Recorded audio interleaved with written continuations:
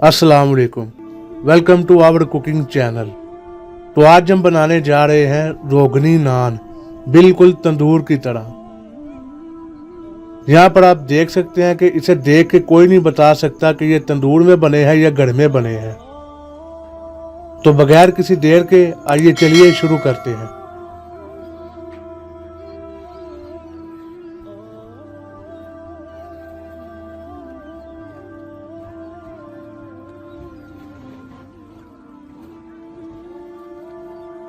सबसे पहले 4 कप मैदा ले लें।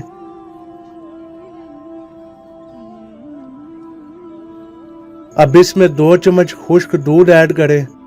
अब 1 चम्मच चीनी ऐड कर दें। अब आधा चम्मच नमक डालें इसमें। आधा चम्मच मीठा सोडा डालें इसमें। 1 चम्मच खमीर का डाल दें। 2 से 3 चम्मच ऑयल डाल दें इसमें।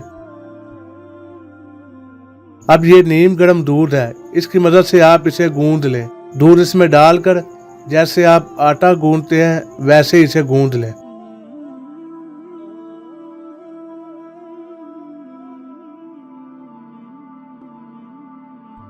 आटा हमारा बिल्कुल गूंद चुका है। यहाँ पर आप देख सकते हैं कि इतना सख्त आपने इसे रखना है। अब इसे एक बाउल में डाल लें। इसके ऊपर ऑयल लगा लें इस तरह से। अब इसे रैप कर लें या किसी भी चीज के साथ कवर कर लें और 2 घंटे के लिए इसे छोड़ दें। तकरीबन 2 घंटे पूरे हो चुके हैं। यहाँ पर आप देख सकते हैं कि अच्छी तरह ये फूल चुका है। अब इसे बाउल से बाहर निकाल लें।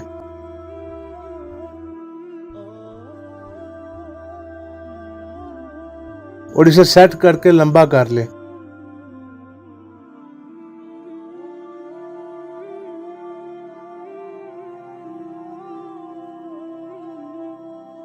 लंबा करने के बाद इसे 4 बराबर हिस्सों में काट लें।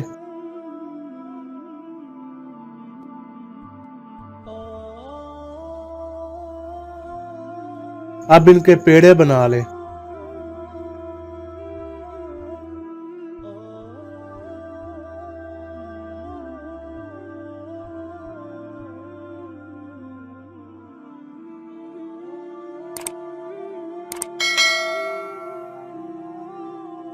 इसी तरह बाकियों के भी पेड़े बना लें। पेड़े बनाने के बाद उनको एक ट्रे में रख दें और 5 मिनट के लिए कवर कर दें। अब एक प्याली में 2 चम्मच खुश्क दूध ऐड करें।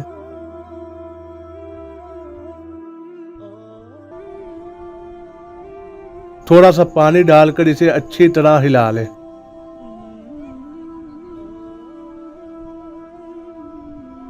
पाँच मिनट तकरीबन पूरे हो चुके हैं।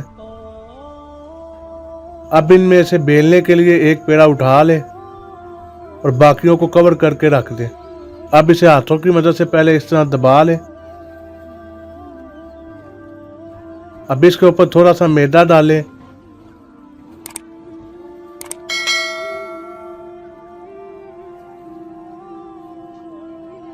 और उसे अच्छी तरह बेल लें।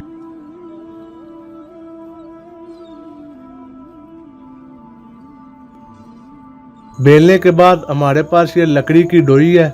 इसकी बैक साइड से आप इस तरह इस पे निशान बना दें।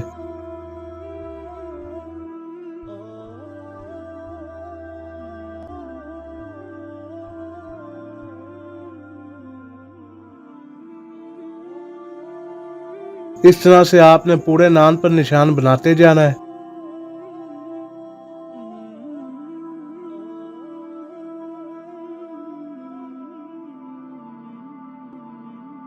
पूरे नान पर आपने इस तरह से ये निशान बनाने हैं।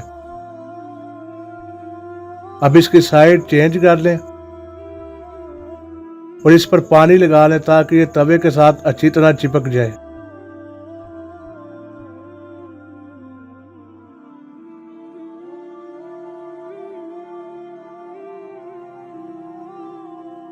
अब इसकी साइड बदल दें और जो हमने दूध और पानी का मिक्सचर तैयार किया था उसे इसके ऊपर लगा दें।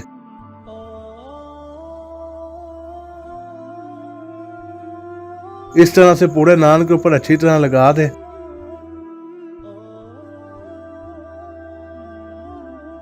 अब ये सफ़ेद तिल है, इसे उसके ऊपर लगा दें।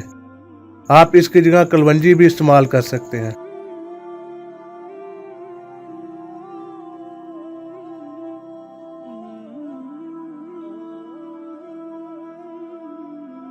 तिल अच्छी तरह लग गए हैं और ये तवे पे जाने के लिए तैयार है।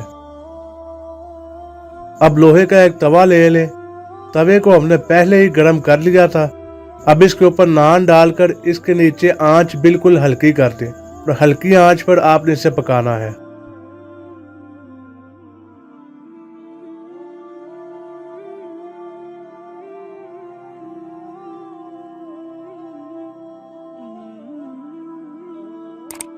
एक साइड से नान हमारा बिल्कुल पक चुका है।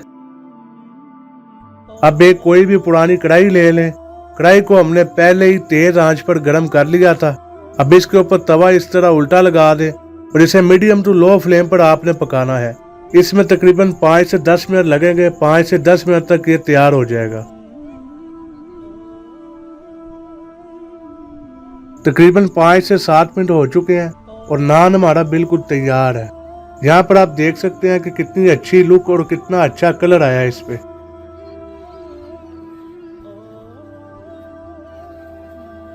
अब ये पिघला हुआ मक्खन है, इसे गरम गरम नान के ऊपर लगा दें। आपका नान बिल्कुल तैयार है। तो उम्मीद है आपको आज की रेसिपी पसंद आई होगी। इस वीडियो को लाइक करें, शेयर करें और कमेंट में अपना फीडबैक जरूर दें और इस चैनल को सब्सक्राइब करें और बेल आइकन को दबा लें ताकि आपको नई आने वाली वीडियोस का नोटिफिकेशन मिल जाए। और पिछली एक वीडियो में मैंने आपको कहा था कि हमारे 40% तकरीबन व्यूवर्स नॉन सब्सक्राइबर है, तो बजाय ये कम होने के ज्यादा हो गया। अब हमारे तकरीबन 42% व्यूवर्स नॉन सब्सक्राइबर है, बजाय ये परसेंटेज नीचे जाने के ऊपर चली गई है। तो अगर आप वीडियोस देखते हैं तो इस चैनल को सब्सक्राइब भी लाजमी कर लिया करें। तो उम्मीद करता हूँ कि अब हमारी ये रेशो ऊपर नहीं जाएगी बल्कि नीचे जाएगी। तो आज के लिए बस इतना ही। इजाजत दीजिए। खुदा हाफिज।